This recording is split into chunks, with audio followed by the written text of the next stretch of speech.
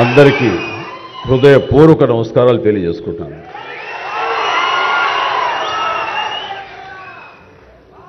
నాకు నిజంగా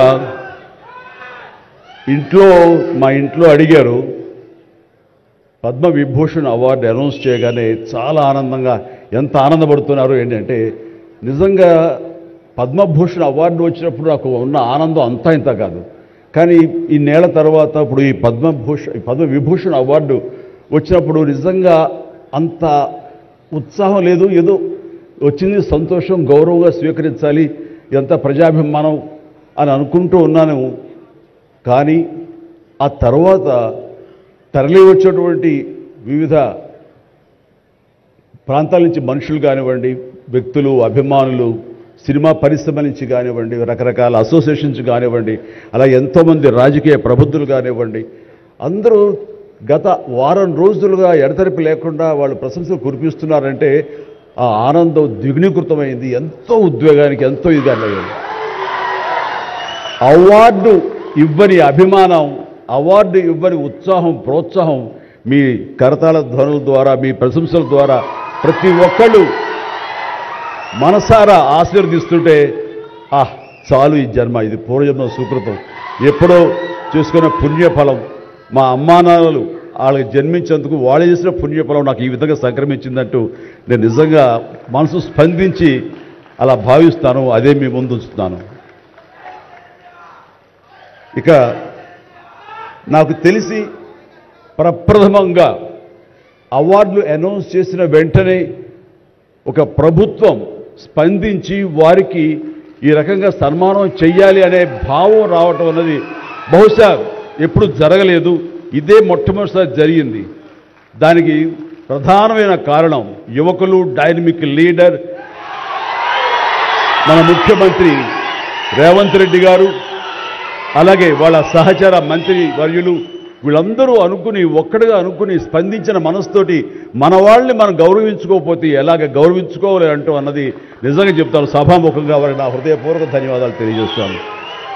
అంటే సన్మానాలకి ఇక్కడ నేను కానీ, మన వెంకయ్యనాయుడు గారు కానీ, ఇతర పద్మ అవార్డీస్ కానీ ఎవరు కొత్త ఏం కాదు. వాళ్ళు రకరకాలుగా విధాలుగా వాళ్ళు సన్మానించబడుతూ ఉంటారు. కానీ సరిగ్గా ఇలాంటి సమయంలో ప్రభుత్వం ముందుకు రావడం అన్నది వారు ఈ కళాకారులకి, కళలకి వారు ఇస్తున్న ప్రాముఖ్యతకి నిజంగా మనస్సు స్పందించి నేను నా అభినందనలు తెలియజేస్తున్నాను.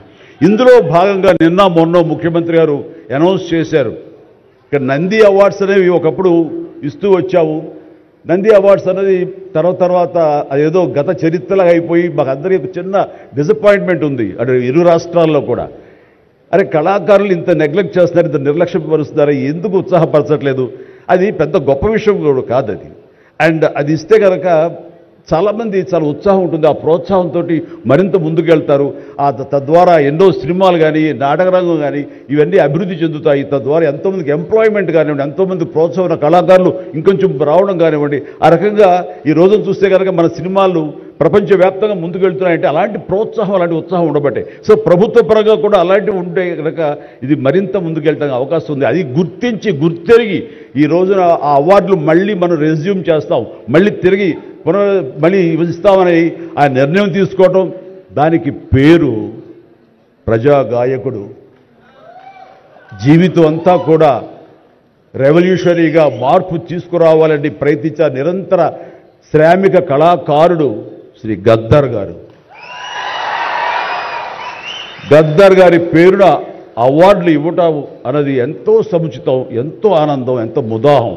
అలాంటి నిర్ణయం తీసుకున్నటువంటి మా ముఖ్యమంత్రి రేవంత్ రెడ్డి గారికి, వారి సహచర్యులకి నేను మనస్ఫూర్తిగా నా హృదయ ధన్యవాదాలు ఈ సభాముఖంగా తెలియజేస్తున్నాను. అండ్ రాజకీయాలు రాను ఇలాగా దుర్భాషలతోటి, వ్యక్తిగత విమర్శలతోటి ఇలా దిగజారిపోతున్నాయి చిరంజీవి గారు. ఇది కాదు, ఇది ఆ హుందాతనం ఉండాలి. ఉండి కూడా ఎన్ని సాధించాం మేము. ఈసారి ప్రతి చోటని చెబుతూ ఉంటే ప్రజలు వాళ్ళు మోటివేట్ అయ్యి అలా దుర్భాషలాడి రాజకీయంగా, వ్యక్తిగతంగా విమర్శ చేసే వాళ్ళు కానీ తిప్పి కొట్టగలిగితే ఖచ్చితంగా మీరనుకున్నది, నేను అనుకున్నది జరిగి తీరుతుందండి. ఒక వాజ్పేయి గారు ఆ రోజుల్లో స్టేట్స్మెన్ అంటారు. ఆయనలాగా మళ్ళీ అంత హుందాతనం మళ్ళీ మనం ఈ రోజున మనం వెంకయ్యనాయుడు గారిలో చూస్తున్నాం. అయితే ఆయన రాజకీయంగా కొంచెం విశ్రమించారు కాబట్టి ఈ రోజున ప్రజలే ఆలోచించుకోవాలి. అలాగా నోరు జారే వాళ్ళని, దుర్భాషలాడుతూ వ్యక్తిగత విమర్శలు చేసే వాళ్ళని తిప్పికొట్టే విధంగా నిర్ణయించే శక్తి మీకే ఉన్నది, మీరే నిర్ణయించుకోవాలని చెప్తున్నాను. ఈ రోజున రకరకాల రంగాలకు సంబంధించినటువంటి గొప్ప గొప్ప వ్యక్తులు వాళ్ళు గుర్తింపు వస్తుందా రాదా అని కాదు, అది వాళ్ళ ఇంట్రెస్ట్ కొద్ది. ఈ రోజున ఇక్కడ ఒక్కొక్కడు శిల్పకళాకారులు ఉన్నారు, అలాగే కొన్ని art forms of village rural సంబంధించిన వాళ్ళు ఉన్నారు, సమయ గారు ఇట్లాగా, అలాగే రకరకాల కవులు ఉన్నారు. వీళ్ళందరూ కూడాను ఆ